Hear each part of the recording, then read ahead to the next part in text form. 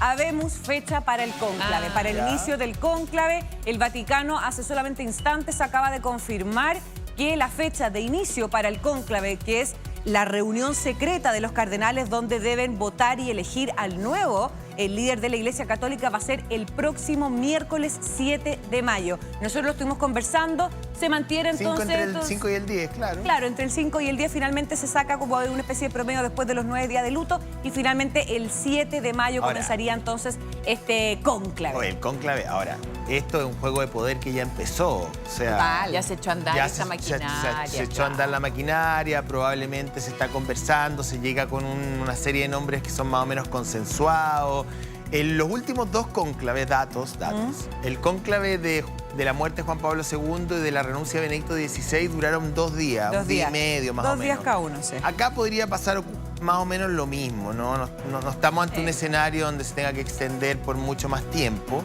Y además la curia está más o menos diseñada, digamos, con ciertas cuotas de poder por continente. Si esto no es tan así como, no, mira, aquí... O sea, nada es al azar, no es arbitrario. Entonces, hay porcentajes determinados por continente que hacen que los acuerdos sean posibles en un plazo razonable. Ahora, tú sabes que, bueno, los que van a participar en este cónclave son 133 cardenales que tienen que ser todos menores de 80 años. 2 ya se bajaron, uno de Valencia y el otro creo que era de Estonia, Letonia, por problemas de salud. Los 2 que se bajaron.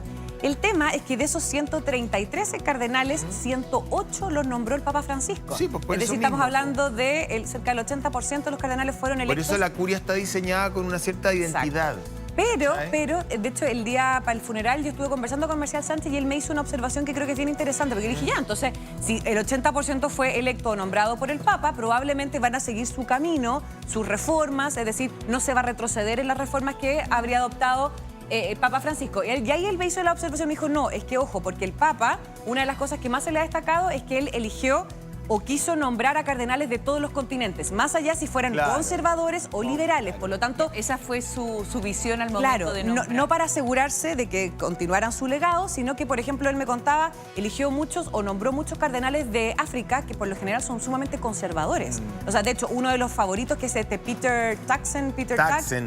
¿De Uganda? El de Uganda. Del Congo. Es sumamente conservador. ¿Podría sucederlo? Porque mira, a veces pasa que nombran a alguien y ese es como quemar el nombre antes de que ingrese. Yo creo que es Pietro Parolin, fíjate. El italiano. Yo creo que Pietro Parolin, leí su biografía la semana pasada y me parece que como Benedicto XVI en algún momento ha estado muy cerca de las decisiones del poder en el Vaticano.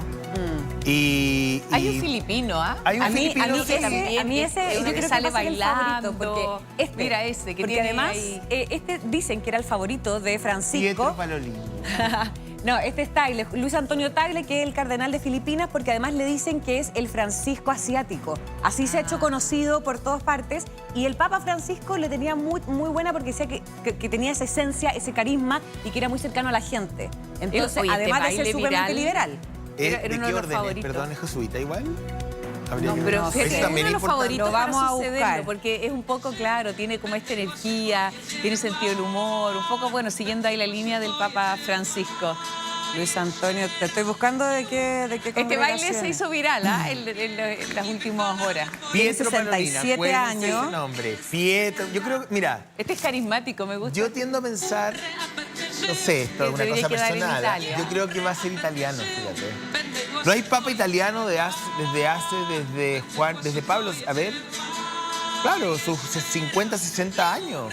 Oye, esto qué parecido es, no sé si han tenido la oportunidad de ver Cónclave, la película ahí que ya tiene muchas visualizaciones y que habla un poco también de situaciones que estamos viendo ahora con este rito que es muy llamativo, el rito del cónclave, lo que significa, cuáles son los favoritos, que de pronto llegue uno con el que el Papa había tenido ahí alguna diferencia, que incluso había sido alejado de su cargo, irrumpe a último momento, intenta votar, que es un poco también lo que pasa la primera votación en la realidad y la película. La primera ronda, y esto históricamente ha sido así, es bien bizarra, que la primera votación aparecen nombres con un voto, que probablemente son... Probablemente son ellos mismos. ellos votaron por sí mismos. Tienen prohibido Pasa. votar por sí mismos, ¿ah? No, pero Pero no hay manera de saber. Sí, pues, entonces, es secreto, muchos, así es que es una anécdota, pero que es real.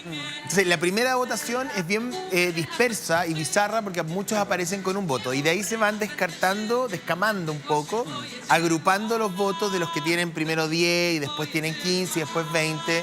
Y así se van armando las mayorías. Ahora, yo tiendo a pensar de que esto está más o menos consensuado en términos de que los nombres, las órdenes y las corrientes religiosas que tienen contacto con el seno de poder en el Vaticano ya lo han conversado antes. O sea, esto no es tan arbitrario. Yo sé que hay gente que, muy respetable la fe católica y creen que hay una suerte de obra del Espíritu Santo. Y está perfecto, esa es la fe. Pero Lo humano- mirándolo un poquito más pragmático Sí. y sacando la fe de la ecuación, que uno no puede cuestionar, porque es incuestionable, un dogma de fe, uno no puede cuestionarlo ni tampoco no respetarlo, pero en estricto rigor, aquí desde lo humano hay un juego de poder sobre la mesa.